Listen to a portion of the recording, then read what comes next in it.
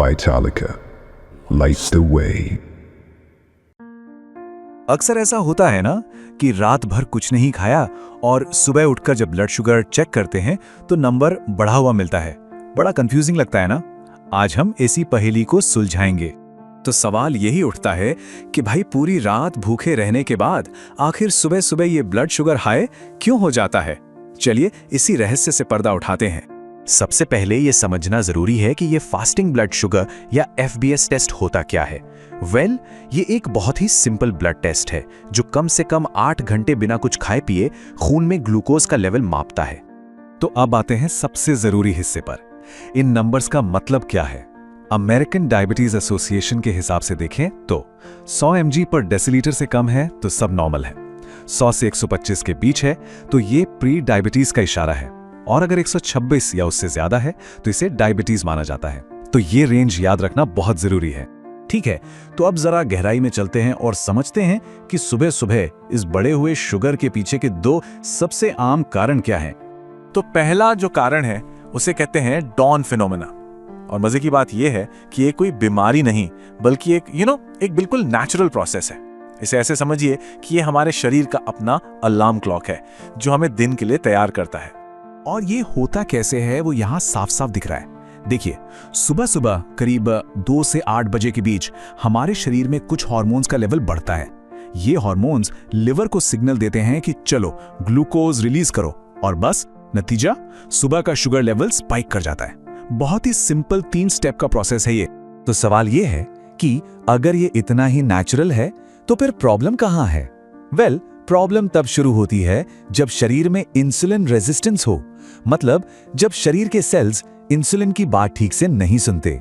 ऐसे में जब लिवर ग्लूकोज छोड़ता है तो सेल्स उसे ठीक से इस्तेमाल नहीं कर पाते, और नतीजा वो सारा एक्स्ट्रा ग्लूकोज हमारे ब्लड में ही घूमता रहता है, जिससे सुबह की रीडिंग हाई आती है। अब आते हैं दूसरे कारण पर, जिसे कहते हैं सोमोगी इफेक्ट। इसे रीबाउंड हाइपरग्लाइसीमिया भी कहते हैं। इसमें होता क्या है कि रात में किसी वजह से ब्लड शुगर बहुत ज्यादा गिर जाता है और हमारा शरीर एक तरह से घबराकर उसे ठीक करने के लिए जरूरत से ज्यादा ही ग्लूकोज बना देता है। एक तरह का ओवर रिएक्शन है ये। और इसके कुछ संकेत भी हो सकते हैं, जैसे सुबह उठने पर सिर में दर्द होना या रात को पसीना आना। कभी कभी जागने पर बेचैनी सी महसूस होती है या फिर बुरे सपने भी आते हैं। अगर ऐसा कुछ हो रहा है तो ये एक इशारा हो सकता है कि रात में शुगर लेवल गिरा था। तो इन दोनों में फर्क कैसे करें, ये बहुत जरूरी है। देखिए, डॉन फिनोमेना एक नेचुरल हार्मोनल सर्ज है, जबकि समोगी इफेक्ट रात में हुए लो ब्लड शुगर का एक रिएक्शन है। और इनको पहचानने का सबसे पक्का तरीका है रात के 3 बजे का शुगर टेस्ट।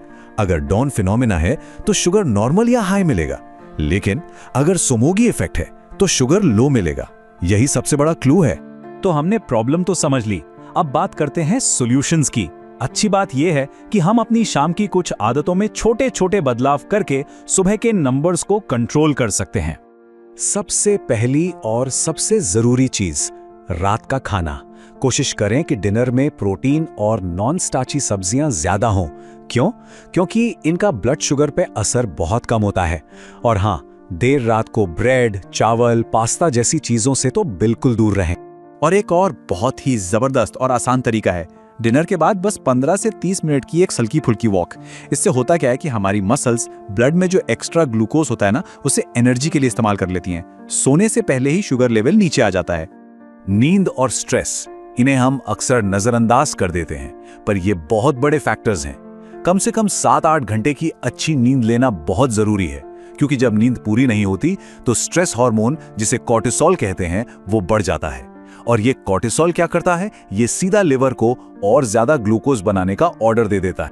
हाँ, एक बात ध्यान रखने वाली है, अगर मामला सोमोगी इफेक्ट का है तो एक अलग स्ट्रेटजी काम आती है। सोने से ठीक पहले प्रोटीन और फैट वाला एक छोटा सा स्नैक, जैसे मान लीजिए मुट्ठी भर बादाम, ये रात में शुगर को बहुत ज्यादा गिरने से रोक सकता है।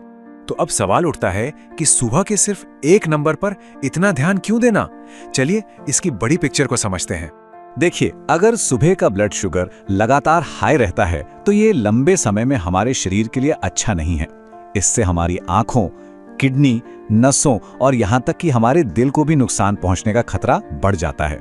तो ये सिर्फ एक नंबर नहीं है, ये हमारी सेहत का एक बहुत जरूरी इंडिकेटर है। तो इस नंबर को कंट्रोल में रखना, ये सिर्फ एक रूटीन काम नहीं है, ये अपने हेल्दी फ्यूचर के लिए एक इन्वेस्टमेंट है। आज की छोटी छोटी आदतें कल एक बड़ा फर्क लाएंगी। तो जाते जाते बस एक सवाल, अपनी शाम की आदतों में ऐसा कौन सा एक छोटा सा बदलाव है जिसे आज से ही शुरू किया जा सकता है ताकि कल की सुबह बेहतर हो?